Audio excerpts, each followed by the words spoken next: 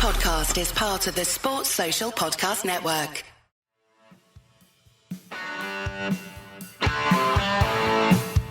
You're listening to Achtung Millwall, broadcasting from the beautiful South Birmingham. Accept no substitute. Welcome, dear listeners. Welcome to the Leppings Lade end of Hillsborough, Sheffield Wednesday FC. Two great famous names of English football there. But today's visit of Millwall is much more locally based interest, dear listeners. 3 points on the table. Huge travelling support. 1,700 Millwall fans have made the journey up north into the cold, grey afternoon of Sheffield. Sheffield, of course, marooned at the bottom of the table, minus 7 points, thanks to various financial induced points deductions. And this must be seen by the Lions as a must-win. 3 vital points in our playoff push. A chance with the FA Cup this weekend for us to go third in the table. I think both Wrexham and Hull City tied up in the FA Cup business. This has to be seen as a must-win for the Lions. Your Lions this afternoon, just one change. Josh Coburn coming in up front for Mihailo Arrivederci. Otherwise, it's unchanged from last week, which is obviously been the source of a lot of chat as to whether Barry Bannon, the hero of Sheffield Wednesday, will start this afternoon. The news is he does indeed start this afternoon. So backline will be the backline that picks itself: Doughty, Kramer, Taylor, Cooper, Billy and Casper Denor in the midfield two. In front of them, Barry Bannon, Femi Aziz and Camille Negri up front. Josh Coburn, dear listeners. Alex Neil, speaking to Millwall TV, said these are perhaps the most difficult games. I think it's as much of a test as last week's trip to Racecourse Ground, Wrexham, that magnificent win there. This is as much of a test of our spine and metal this afternoon. Work to be done, not a day for fancy pants football. Get it done, get the win. Let's get back on that train, go home. Volume here, listeners, of the PA system is absolutely ear-splitting. You just had the Simple Minds blaring out. Now we've got Hi-Ho Silver Lining by the Jeff Beck Band. We're changing ends again. I don't know if this has become a thing for Jake Cooper when he wins a toss. He wants to attack the away fans in the first half. I did wonder whether Bannon would start. There he is, number 67. He's out now. Back at his old club where he had so many years and so much adulation. In truth, dear listeners, would it be too emotional a thing for him? But he's a professional and there's work to be done, as I said. Just one win all season for Sheffield Wednesday, listeners. Minus 7 points. What can possibly go wrong? Any thoughts of a goal fest from Millwall? I will settle for just one this afternoon as long as we prevail. Call me ultra realistic, dear listeners. I'm still scarred from that trip to Wigan a few years ago where we went up there and played the most dire game with playoff football potentially on the table. We produced a 2-1 loss at Wigan and the most drab game I think I've ever seen. Ball sprayed wide by the aforesaid Barry Bannon. Kramer's after it. He wins the ball. There's a chance for Kramer on the right side as we attack. He's got Aziz with him, but 2 defenders that are good enough to take the ball away from him. 2 minutes into the game. 4 minutes in, people getting edgy around me, listeners. That's the Millwall psyche, isn't it? How many times have we seen us fall over on these? I'm trying to think of a better word than banana skin. It's the only one I've got. Maybe I'm going to go with garden rakes in cartoons, where you step on a garden rake and it smacks you in the face. Those kinds of games. You know what I'm talking about. Big shout out to the 2 ladies with their son who I was talking to on the train coming up here. Don't know your names. Apologies. Two ladies, one son. Basically saying there was a thing on the internet talking about women in football, for the women that follow football, only do it for the reflected male gaze, for the admiration of the men around them. And they were laughing about it. I had to have a laugh about it as well. I'm not sure that's but big shout out to you 2 girls. Made me laugh, gave me a right giggle. Ball forwards to Coburn, he nods it down the wrong way. Millwall with possession. First goal's going to be a crucial thing this afternoon, listeners. Shall I state the bleeding obvious for you? Is that why you listen to my show, for the bleeding obvious? You've come to the right place, if so. Ball into the middle, away from Coburn under pressure. Corner Millwall, right-sided corner. 8 minutes.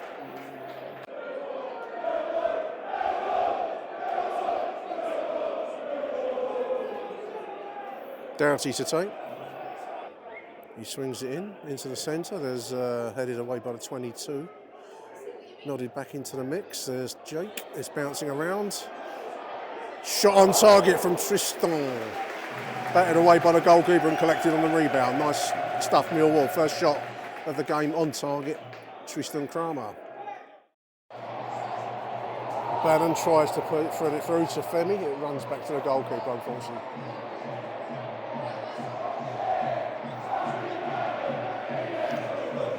This is the 10th minute applause for Barry Bannon, listeners, I think. He was number 10 here, so 10 minutes in. They're applauding him with a suitable riposte from the Millwall end. Hillsborough is, of course, some way out from the centre of Sheffield. I'd much prefer Bramall Lane, to be quite honest with you, listeners. A nice ground, nice atmosphere, proper football ground, and just a short walk around the corner from the railway station. This involved a rather tortuous tram ride all the way out from Sheffield city centre. But we got here. Taylor tries to pick out Kramer, but instead Coburn forces another right side corner. Already the corner count is mounting up. If only there were points for corners. I did see a suggestion once. I watched a very strange documentary once about a bloke who his hobby was trying to think of rule changes to improve football. One of them was that you got points for corners. You got like 5 points for a goal and 1 point for a corner, about like rugby style. He was potty. He had grounded corners of the pitch and like five-a-side style walls around the pitch, even though it was 11-a-side. As I say, he was off his trolley, but it was interesting. Eccentric. Ball into the middle. That was a free header there for Caleb Taylor. Should have done a lot better with that one, listeners. Well, there was a man down there, so whether that was would have been allowed to stand, I don't know. Man down. 17 minutes in. 21 minutes.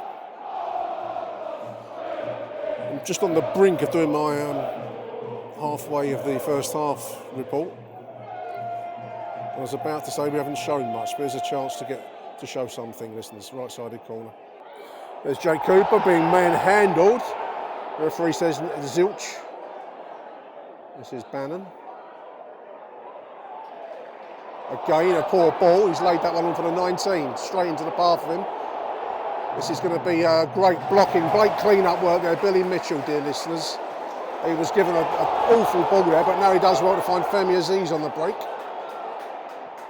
Ball into the middle, away unfortunately, into this from the 6-yard box. Inside is Billy Mitch, surging forwards, right side, Billy. Wins a free kick. That was beautiful work by Billy Mitchell there, listeners. He was given done the dirty there by Barry Bannon, in all truth. Gave the 19 a chance to break forwards, but great defensive work by Billy to clean up and then put us onto the offence. So yeah, 22 minutes. So far Mill haven't shown much, but that was a bit of a brighter spark. Already forward, Josh Coburn in another physical tussle. He does well to lay it off to Femi Aziz. Can he get past his man? He can on the right side. Checks, balls into the middle. Just inches away from the swinging boot of Josh Coburn there, listeners. Billy doing well in midfield. Already an early contender man of the match. Long way to go, but good work there to clean up that, not break, but a little moment for Wednesday as they came away there, but that was a close run thing. Dummy run from Bannon. Doughty floats it in towards Jake Cooper. Balls to Nigley. Volley. It was into a sea of arms and legs. Little shout for handball. Nothing going to be given there, I don't think. A group of players on hands and knees in it, like a scene out of Eyes Wide Shut, listeners, in that moment. But nothing given for the penalty. It runs through. This is Caleb Taylor on the left side. He tries to turn it on and puts it behind for a goal kick. Applause for the ambition though, Caleb. 28 minutes, the listeners. Goalkeeper taking his time, as you can tell by the whistles. Sheffield Wednesday's break there was nullified. And here comes Barry Banner, and here comes Tristan Kramer. Just on the right side of the penalty area, ball into the middle. That's a lovely ball into Josh Coburn. Good save by the goalkeeper, goal kick I think. Big ground, Hillsborough, and we just got a little break in play for the injury to the goalkeeper. Big ground though, I'm always struck every time I come here how large a place it is. Obviously it was used for many years as a semi-final venue. Internationals in its day. Infamously, of course, the 1989 Liverpool and Nottingham Forest final that had led to the disaster at this very end. People getting crushed. All seated now, so very, very different, obviously, in the wake of that disaster, but it has a slight faded glory quality to it, listeners. If they fall into, or when they fall into League One, I think that's probably the better way to put it. It's going to be a huge stadium at that level. And must be hoping, praying, working towards an instant bounce back. Well, that's no easy thing from League One, is it? We know that from our own experience. So, such is modern football. Charlatan owners. He's been banned from football for 3 years. Chansiri, he was the owner of this place, and hence the I think it's a total of 24 points deducted out in 2 tranches this season.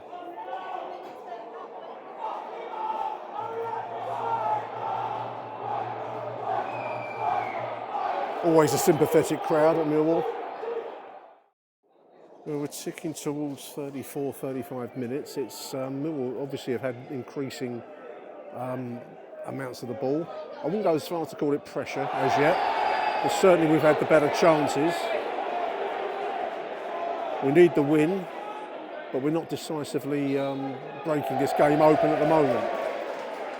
Wednesday, by contrast, are looking to break play up, delay, free kick here given, and do anything they can to try and get out of here with a point, I think.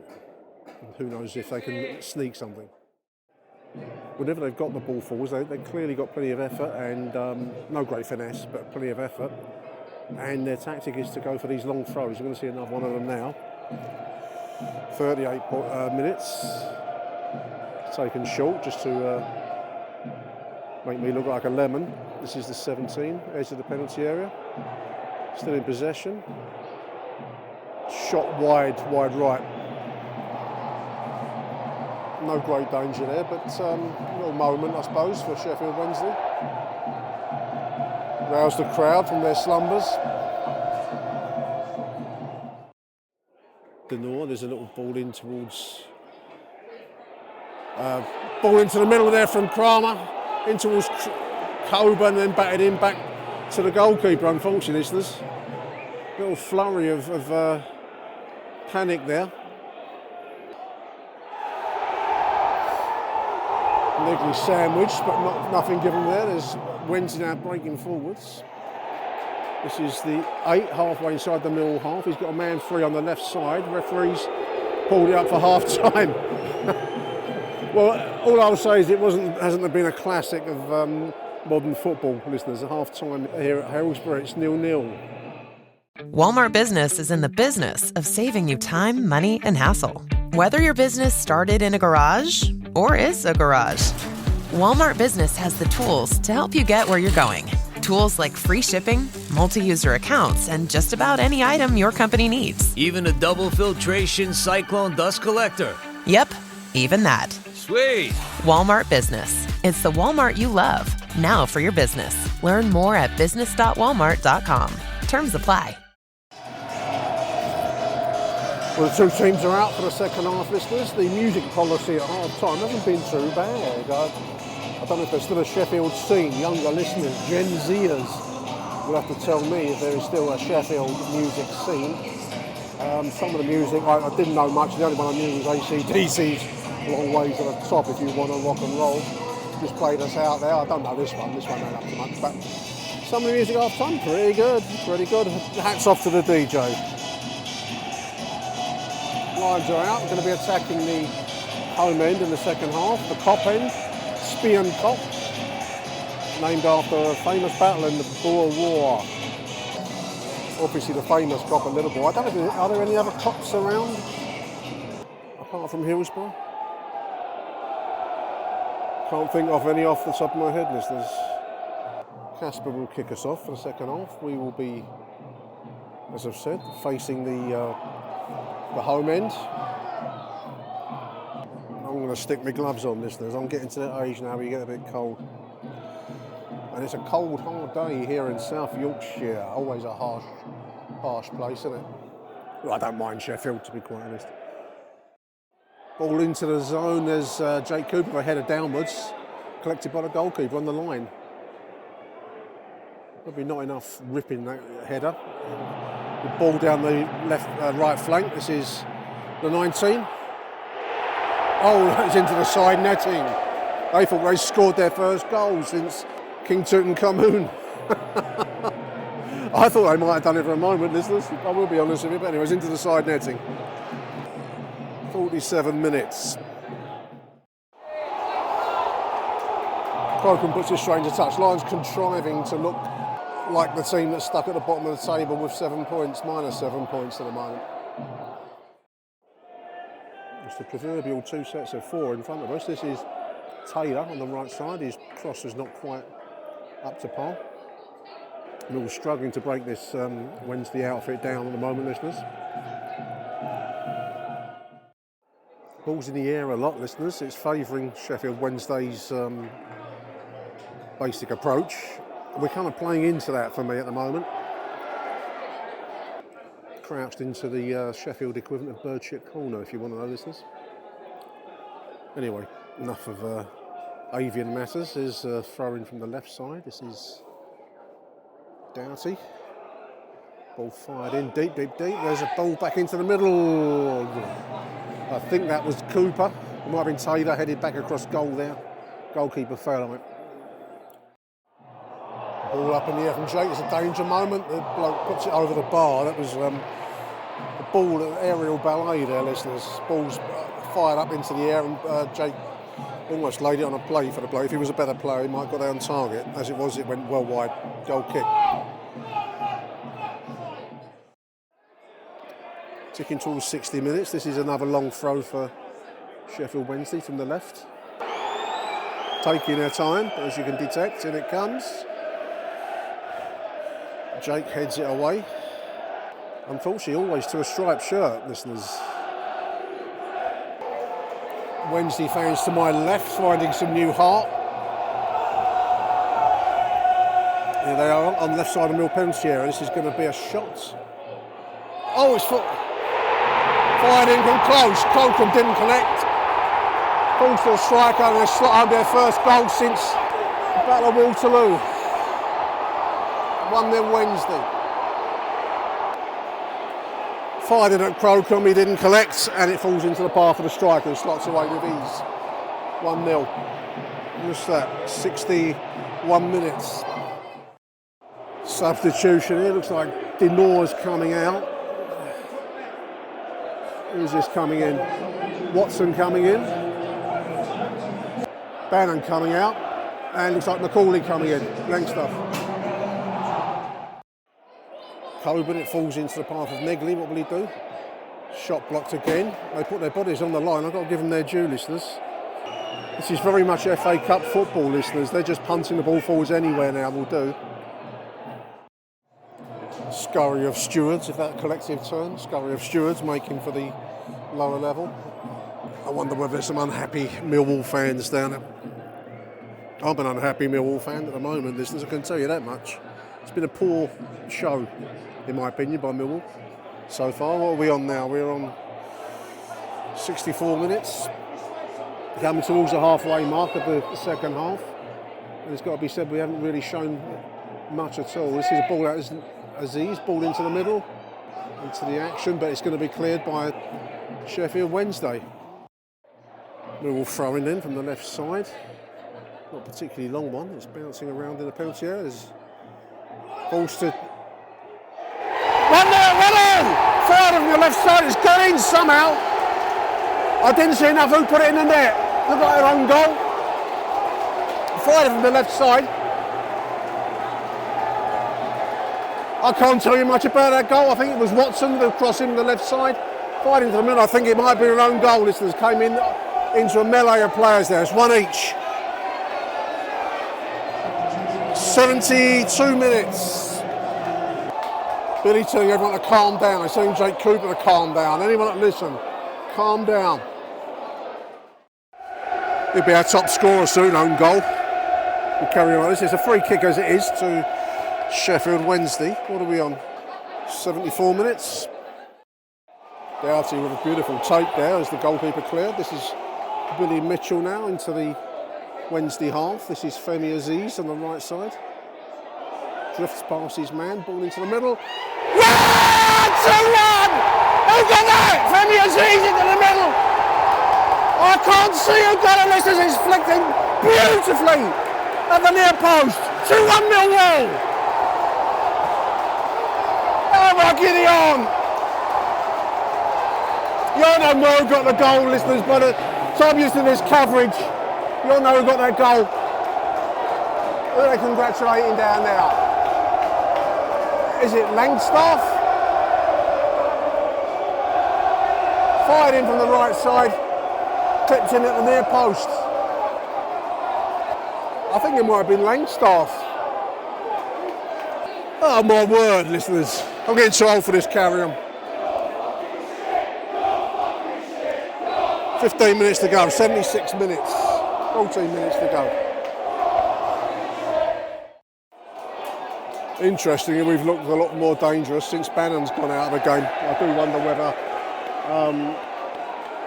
we've not quite adjusted to his style, listeners, let's put it that way.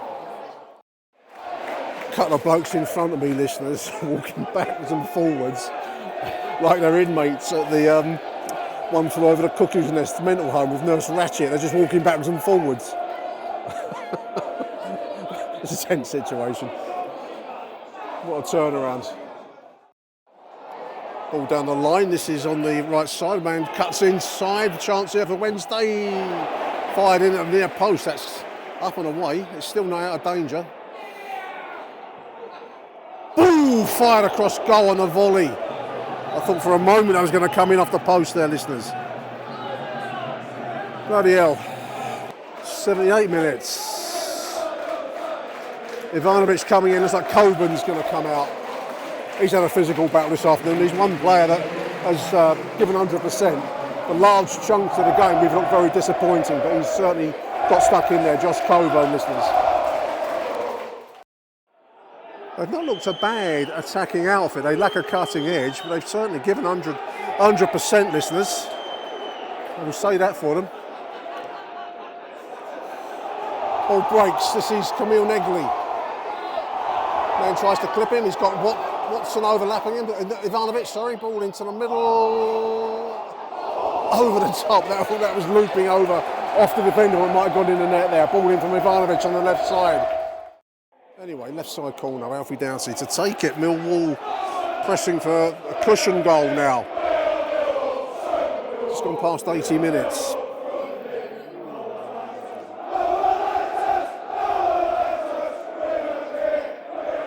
Floated in, it's deep. It's headed back and forwards. It's got in the net! No, underneath hit the underside of the bar. Oh, referee's looked at his watch and's given no goal there. Hooked in from close range there. I don't know who that was. I need a pair of binoculars here, listeners. 87 minutes. The game has got a kind of a drifty quality to it now, listeners, which suits us fine now that we're 2-1 ahead. The Wednesday spirit, I don't want to say they look broken. They've actually played very well, in my opinion. And I know they've got their financial problems and they've got the FA punishments, but they haven't looked as bad as their league position implies. We haven't looked brilliant, let's be honest with you. We've looked a lot better actually since Barry Bannon's gone out of the game, and I'm not making any point other than we don't really, I think, yet know what to do with him. We've looked a lot more dangerous. We've put ourselves back into the game and then gone ahead, thanks to a Mill side that didn't have Barry Bannon in it. So anyway, that's something for Alex Neil to ponder on, isn't it? This free kick's coming in from Alfie Doughty. It's away, unfortunately. So yeah, overall, we've said on the train coming up that we'd settle for any kind of win, and it has been any. Well, if it stays this way, I'm tempting the gods of football here. 88 minutes, but if it stays this way, it has been any old kind of way today. It's not been a classic by any stretch. Wednesday, final hurrah, Lufty forwards there. That's going to be headed clear by Taylor. There it is! 2-1 win, wow!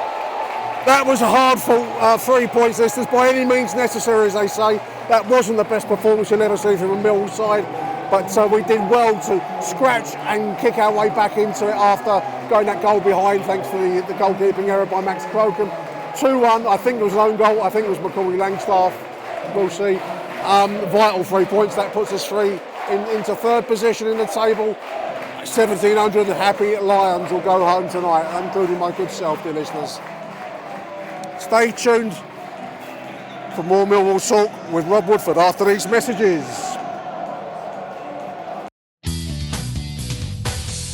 Achtung, Millwall.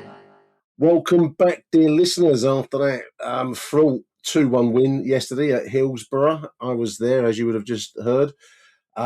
Difficult game to watch, but we came good in the end. Joining me now to chew over the cud and a few other matters along the way is the man himself, Cabby Walks, at Cabby Walks. It's Rob Woodford. Welcome to the show, Rob. Thanks for having me on, Nick, because, I listen to Achtung Millwall like I do to all the... how many podcasts we got now?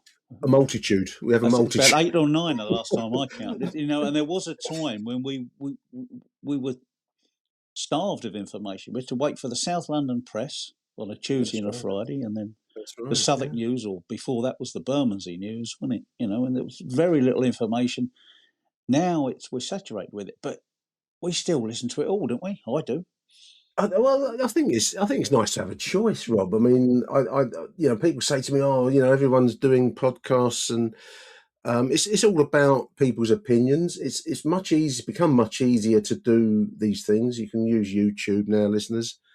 I'd take my hat off to anyone that puts their head above the parapet, Rob. I mean, I think the more the merrier. It used to be the fanzine scene, but that was quite a lot of physical effort to make a fanzine and sell it and all the rest of it. But it's much easier in the age of the mobile device to produce something.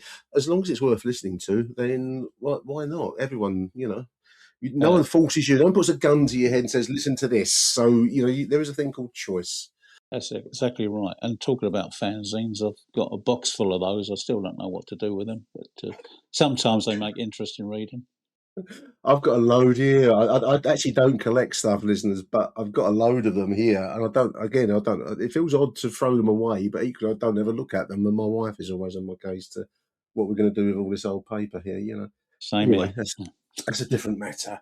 A 2-1 win at Hillsborough yesterday, Rob. It wasn't pretty, mate. But we're at the stage of the season now, as the cliche will have it, that the performance is second to the result, and I think that very much fell into that category yesterday. I'd certainly agree with that, mate. I mean, you hit the nail on the head with that word fraught, I think. Frustrating first half.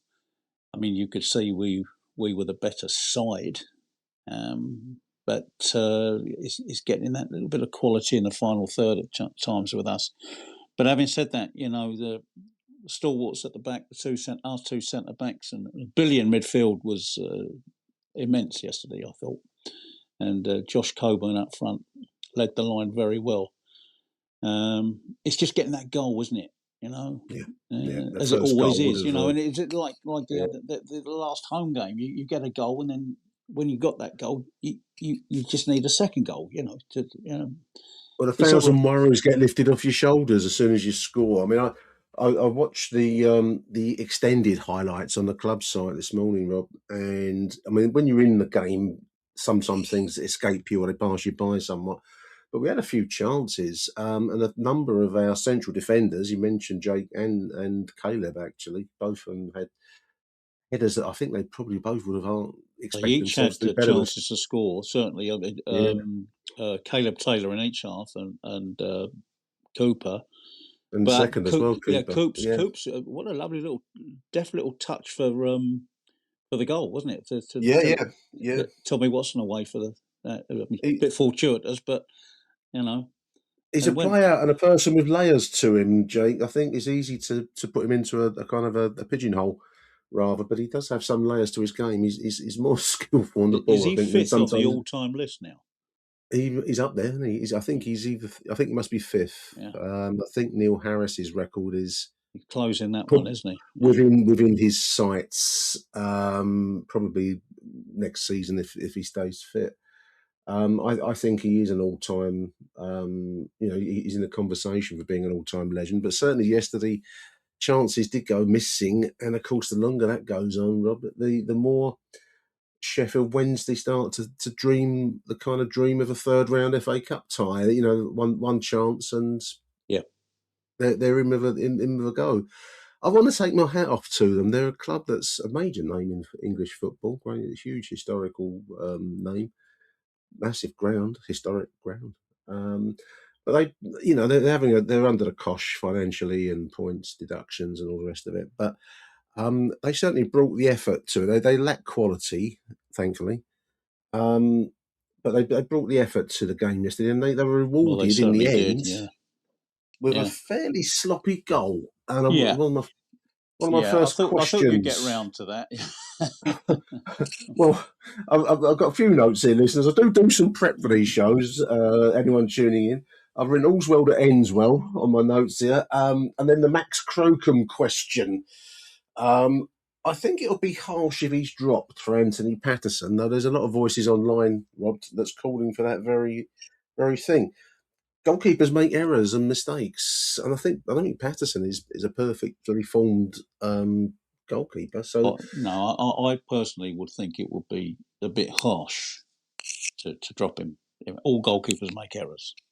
Yeah, there were some people online that wanted him out as soon as we signed Patterson, and that to me that doesn't sit well with me because of the team spirit that's being built up now by the gaffer. You know, they're all in this together now. You know, the last 14 games, they've got to be tight as a unit. And we bought the goalkeeper on loan to act as cover, didn't we? But I know it's an expensive cover option, but the stakes are high now. Yeah. You know, well, the stakes are very high. They are as high as you can get in our level of football. We are only 14 games, listeners, from the big time. I wouldn't want the choice that Alex, but then that's why he's paid his bucks, whatever. I was going to say the big bucks. I presume them to be very decent bucks, listeners, because he's got to make a choice. I think it would be harsh to drop Max Crocombe, but I would draw the attention of all those calling for that online to a series of decent saves he made yesterday, which kept. I think it might have been Jamal Lowe, the man who always scores against us, but there were opportunities for them, and he had to put himself on the line a couple of times through the game, which are goal-saving moments. So, goalkeepers, it's the loneliest position, though, Rob. Yeah, and he also had a good game against Wrexham, didn't he? You know, when he's under pressure for his place, I don't think he should be dropped for the next game. We've got two. Look, we've got a block of 3 games next, haven't we? We do. And again, you need a big squad. It's not about the first team. It's about the 20 players that and the spirit that you've just identified. Yeah, of course it is. The team spirit. You know, and we saw plenty of that at the end of the Bristol City game, didn't we? Yeah. And when Bender was looking on while all that was going on the touchline, he seemed to be just looking around, scratching his bollocks, you know, as if he wasn't there, you know. And I'm glad he's gone back to Fulham, you know. Well, that was the end of Stephen Bender, really, wasn't it? I think that moment, you know, leave aside his goalkeeping prowess or lack of. I just touch upon, you know, you mentioned Sheffield Wednesday as a club, and it's very hard to see them, you know, in decline the way they are at the moment. But doesn't it make you think how lucky we are with the ownership of our club? Absolutely. Their ex-chairman, Chance Siri, I think his name is under a 3-year ban from football. Well, you know, I mean, there's many a club. I mean, just have a look in the lower leagues, you know, Bolton Wanderers and others that have been mismanaged their way down to even, you know, in the Championship now. You've got Charlton, you've got Portsmouth, all of whom have fallen short on that front. We are lucky. I think we're very lucky, and I think as well, you know, we will talk about the P word later on, but I think, you know, if we do it the way maybe that Brentford, Bournemouth and Brighton did it, we've got to be knocking on the door for a few seasons. I think that's the way to do it, because if we went up this season, we'd come straight back down. We all know that. I think we have to accept it's going to be very, very tough. But there we are. 14 games to go, listeners. Huge game tomorrow night, Rob, Middlesbrough and Coventry. Yeah. If Borough win, then we are then just 3 points behind second position. So we'll leave that there for the moment. We'll come back. So we've got to go. We just want to run over the game yesterday. Sure. I mean, the goal was an error. I can't put it any other way. Whether you want to make Max Crocombe the scapegoat for that is up to you, listeners. I don't personally. But then a great reply via a player I do like the look of, Rob, which is Tommy Watson. Came in and caused immediate threat on the left side. But that's another aspect we should talk about, Nick, is Alex Neil's substitutions, because they do make an impact. How many Millwall sides in the past have gone a goal down and you think, well, that is it. We're not going to come back, are we? Many's the time we've seen it. I kept having the flashbacks to that awful Wigan game a few seasons ago when we were in the hunt for playoff football, and I went up to Wigan and watched the most dire performance up there, Rob. But yesterday we made a comeback, and it was a great cross in from Tommy Watson and our new superstar goal scorer, own goals. Yep. 2 in a week now. So, there's some signing, I thought. But, own goals are scored because of the quality of crosses sometimes. Absolutely. Look at into danger zones. Yeah. And there was Coburn, the lamppost, as they call him, lurking. Yeah, so, I've heard you don't like that nickname. Nick. No, I mean, it doesn't chew me up personally. But if the player's good with it, I'm good with it. It's just, I don't know. But what a physical presence he was yesterday. Absolutely. He led the line really well. It was a tough game. He's a different type of player to Mihailo. Mihailo, to me, is more of an inside forward, whereas Josh Coburn is more of an out-and-out centre forward. And he has a lot of balls. I mean, when he's been at his best, Coburn, I think a little bit like Ivanovic, but Coburn especially, he's actually scored some good goals and the ball's laid on for him. He's running into pockets of space. He spent a lot of the game yesterday with his back to goal trying to hold off 2 or 3 defenders off of him. It's hard to shine in those conditions. It was a cold, hard South Yorkshire afternoon yesterday, listeners. Not easy conditions to play in, but that's the same for both sides. Well, I can assure you it was much warmer here when I was watching it. It certainly was a tough gig up there, that's for sure. But then we made an immediate impact with our other big-time player. He only scores winning goals. When he does score, we win the match, it seems. Macaulay Langstaff. Yeah. Absolutely gorgeous finish there, Rob. But it was a great cross. Yes, it was. And the finish, I honestly don't know how much he knew about it. Well, he seems to stumble into it. Watching his, I mean, fair play to the boy. He's got no graces, isn't he? He said he kind of stumbled. However much he knew about it, he was in the right place, and that's been his game, isn't it, with his previous clubs, because he scored lots of goals. And you've got to be in the right place. Great striking. I've enjoyed watching him this season when he's played a part, because he plays the high press very well. He works hard. Full of running. Yeah, and I don't know how much of that he's going to contribute this season, because we've signed Barry Bannon, and it's going to take Bannon a while to get into his stride, I think. This episode is brought to you by Indeed. Stop waiting around for the perfect candidate. Instead, use Indeed sponsored jobs to find the right people with the right skills fast. It's a simple way to make sure your listing is the first candidates see. According to Indeed data, sponsored jobs have 4 times more applicants than non-sponsored jobs. So go build your dream team today with Indeed. Get a $75 sponsored job credit at Indeed.com/podcast. Terms and conditions apply.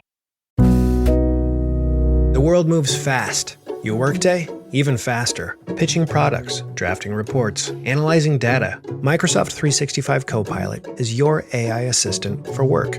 Built into Word, Excel, PowerPoint, and other Microsoft 365 apps you use. Helping you quickly write, analyze, create, and summarize. So you can cut through clutter and clear a path to your best work. Learn more at Microsoft.com/M365 Copilot. Every sip of Coca-Cola brings you closer to the excitement of the FIFA World Cup 26.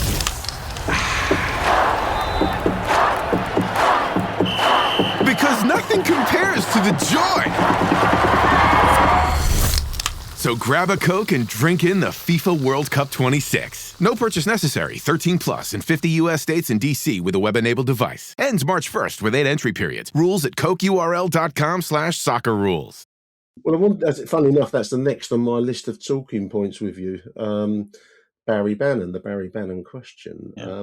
I was thinking about this, Rob, and I was thinking about it on the train going home last night. It's English football struggles with these kinds of players, individuals, and it strikes me. I was thinking of Glenn Hoddle. I wouldn't put Barry Bannon quite in the same category as Glenn Hoddle, who played at a very high level, but similar kind of dilemma in the sense of, do you build a team around this talent, or do you go for a more functional 11 that works without the talent, if you want to put it in those terms? Yeah. England managers struggled with it for many years with Hoddle, didn't they? And other, in other situations, similar players across the game to whatever level they're playing at.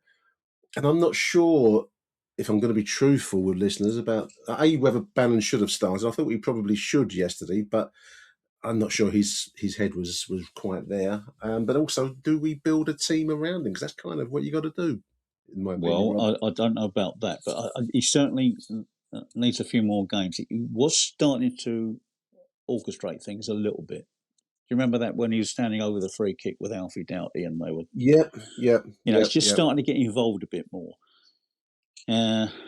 He's only been with us for 5 minutes, Well, I think he's still deferring slightly to Doughty, who's probably the senior figure in the side and in what you might call creative. Well, that's what I was going to say. They are both two of our most creative players, and you could add to that Campbell Negley as well. We have got creativity now. Absolutely, we do. Which is an embarrassment for us because we've never had that sort of thing, have we? As soon as we had anything like that, they were sold. Historically, we did sell decent players. But I mean, I think we've got to find a role for him. That's up to Alex Neil and his team and the player himself. He's an intelligent player, so he's got to find a place within that side. Probably wasn't his best game. Yes, he had a slight kind of soap opera quality with him going back to his spiritual home, if you want to put it. So I don't know. I think the place for him and the wide players in general. I think is you're part of a squad. It's not so much about the starting 11 now. It's about if we are going to get into the playoffs, it's going to be all about everybody as a squad. Those 20 individuals that are part of the match day experience, not just the starting 11. It's everybody. So he'll be rotated, as will other players. I mean, a lot of people were calling for Tommy Watson to start last week, and not me. No, I think he's hardly played any games at all this season, has he? He certainly made an impact yesterday. And he's an impact player. That's the way to use him. I think that's the way to use him, and maybe Barry Bannon will start games. Maybe he won't. I mean, because there's a call for Campbell Negley to play in a 10, which is a better position than playing wide. And there's a sense that the squad, as prior to the arrival of Watson and Bannon, I suppose, have got us into this position. But then football is not a sentimentalised business, listeners. It's a game where ruthless decisions have to be taken. And by the same token, it'd be very, very difficult to break up the two in midfield at the moment. That's our real engine, isn't it? Casper and Billy. But Billy was outstanding yesterday. He's. I thought so. Contrast with my friend Neil Andrews, who emailed me to say, is he overrated, Billy? I don't think so, because he's always there. Whenever the centre backs are on the ball, he's always showing out. I think so. He's that release, isn't he? He made a couple of tackles and runs yesterday to clean up where errors have been made. It wasn't a great performance, as we've said a few times, but sometimes you have to do the cleaning work when, maybe you might have higher ideals. But I like Billy personally. He is one of our own, as the song has it. I believe his contract's up, isn't it, in the summer? Is it? I suppose it might be. Huge amount will depend on which direction we're travelling. I just wanted to mention before we move on to the P word, Rob, I just had an email from Steve in Block 2. Big shout out to Steve. It's an email. I won't read it all, Steve, but he was leaning towards starting Langstaff yesterday instead of Barry Bannon. Yeah. Maybe bring on Bannon as a sub, as Steve's put it. Bannon can spend the first half walking around the pitch, signing autographs for their fans or something like that. That's what. I think it's about the opposition. I mean, the gaffer knows the type of opposition we're going to be playing next up, and he'll pick a team based on that. You know, it could well be that Langstaff will feature in the next 2 home games. Well, I suppose we can expect another physical game against Pompey. That's next Saturday. We are, dear listeners, 3 points behind Coventry at the moment. Well, I'm calling it 4, Nick. I'm sorry. I mean, I'm looking at Coventry's goals. Yeah, they scored a few more. And I'll tell you what, I mean... 20 plus more. People are wanting them to miss out, but I wouldn't want to face Coventry in the playoffs. They've got goals in that team. They're having a blip at the moment. It's only a temporary thing. But what happens if they win? If they win tomorrow night, then those two are... Some of us are trying to dream of avoiding the heart-wrenching tangent of playoff football. Not me, no. Rob's a realist. Realistic, Rob. No, I don't want automatic promotion. Bollocks to all that. I want a day at Wembley. Oh my God Almighty! Oh dear. Well, this will play out. But anyway, huge games. You're right about the goal difference. There's a slight difference. All right. Look, the way I look at it, Nick. You know, the last. Where are we now? So since the 22nd of December, wasn't it? We lost it. Was it Blackburn? We've played 10 games. We've won 6. We've only lost 1, and the one we lost was one of our better performances of the season. I mean, that was very similar to the Palace game in the Cup, wasn't it? Yeah. So in those 10 games, we scored 16 goals, conceded 6. That is automatic promotion form. But, and there's always a but you've got to keep doing that consistently. And when you look at that block of away games, Preston, Hull, Ipswich, Middlesbrough, yeah, some toughies there. Yeah, no, I don't think it's on. You know, we need to get, what is it? What's the target? 90 points for automatic? 90 plus. I did a little calculation. I think I said 91 on average, median, whatever way you want to look at it. That's 11 wins then, isn't it? Yeah. I mean, we can't drop many points. So I'm coming back to the playoff positions and thinking 6 wins. 6 wins. We've got 7 home games. It's in our own hands. That is in our own hands. Don't put pressure on by trying to think we can get into the top 2. I just don't think. Not yet. There you go, listeners. Don't tune in to Achtung more for giddy optimism. You have to give a spoiler alert for this show. Spoiler downer. Buzzkill show. Rob, I wanted to mention a few things. You are renowned as the one of the presenters of the great, and it is great, Isle of Dogs Millwall History Tour. And you do these on the international breaks. And there is an international break looming soon. The 28th, I believe you mentioned to me, is your next walk that you do around the old sites of the island. Yeah, thanks for mentioning that, Nick. The 28th of March is the next walk. That's sold out. However, what we've done is we've put in an extra one that weekend, as it is an international break, as you say. Indeed. We're going again. We're going back to back. We've got one now on the 29th. So Saturday and the Sunday. And the Sunday, basically. yeah. There are some tickets already sold for the 29th. We do have a special guest coming, but I cannot announce who it is. But there we are. That's an intriguing little... And as ever, we will be going around the Isle of Dogs, retracing the footsteps of our predecessors. It's a great tour, listeners. If you start out from the cafe at West Ferry, I think it is there, Rob, isn't it? West India Quay, and then onwards from there around the island. I really enjoyed it. We finish up at the Lord Nelson, which is a former headquarters for the football club. Absolutely, various spots along the route of the old grounds and the Morton's factory, and a lot of stuff along the way, listeners. It's a fascinating walk. I fully recommend it. I really enjoyed it when I did it with you, Rob, and Mike. Thanks, mate. And that's a nice segue, isn't it? Because Mike is selling his book at the next home game. Okay, Mike Jules, listeners, is selling his book, and he's on the MSC stand, which is over near the like the fan zone round there. Not far from Harry's Bar, just past Harry's Bar. If you're walking round towards the Blue Bus, the new site is on the right. Now they've been in various places. Yeah, they've moved them about a bit. And the same with the food bank as well. Yeah, the food hub's right next door. Yeah. So, but do give Mike a shout. He's selling his Mill history book. He will be also on the walks with Rob. You can find Rob's Twitter handle at Cabby Walks, CABBIE WALKS, Walks, Cabby Walks. You'd also do a bit of stuff around the West End, Rob, don't you? You do some music walks? Yeah, I do. As a London tour guide, yesterday was one of my favourite tours. Actually, I had the James Bond walk, which was around Westminster. In the week, I've got another rock and roll tour.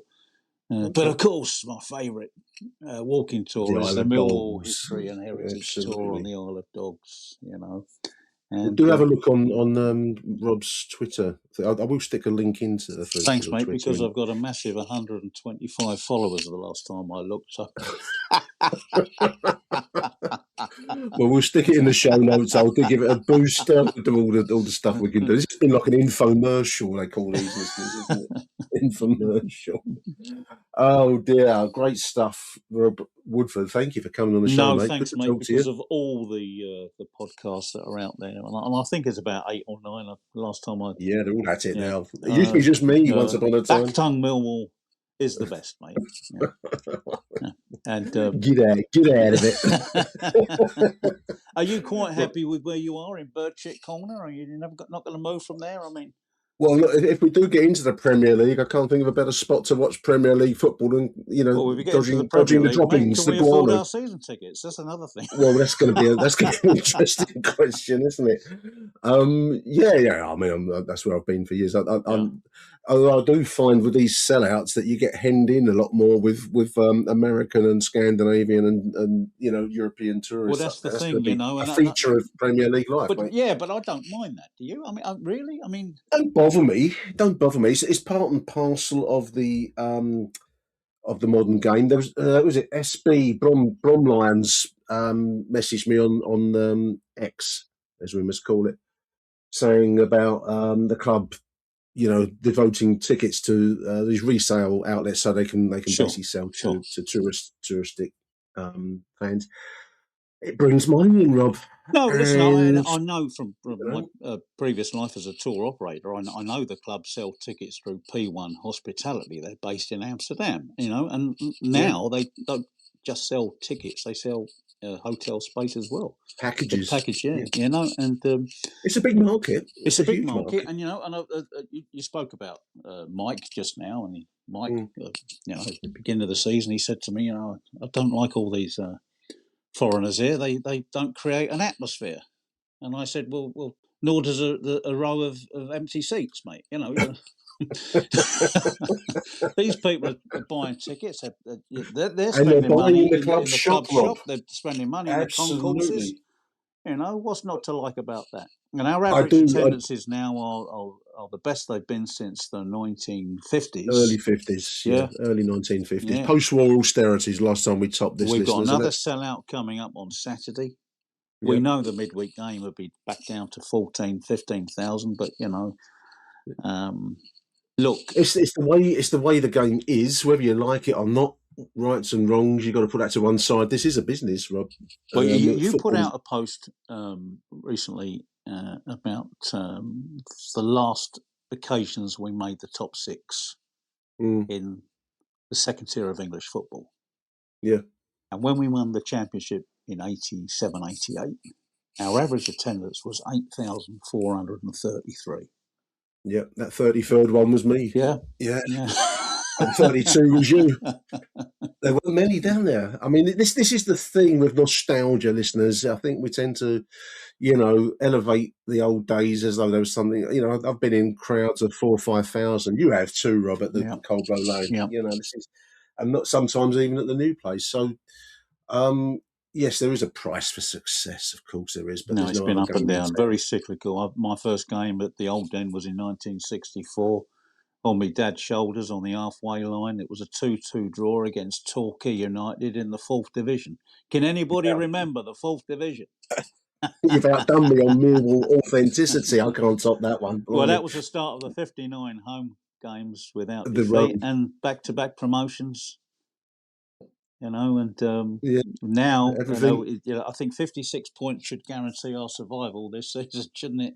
And it will be our 10th season next year in the second tier, and that will be a record, There was an ironic, I think it was ironic, I hope it was ironic, a Sheffield Wednesday fan saying how poor we were yesterday, Millwall, and that we could be in a relegation battle.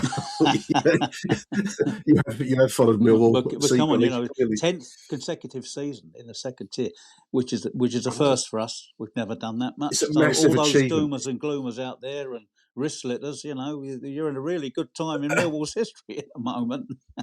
Just don't expect automatic promotion. I don't think so.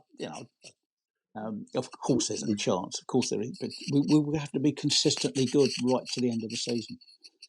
14 games, 7 at home, 7 away. Let's get we're up the top against 6 and see where it takes us. Onwards to Pompey next Saturday. Rob, I want to say a big thank you for coming on this morning, mate. Sunday morning. Yeah, it's been an absolute pleasure. Thank you. Achtung, Millwall. Who do you want to watch?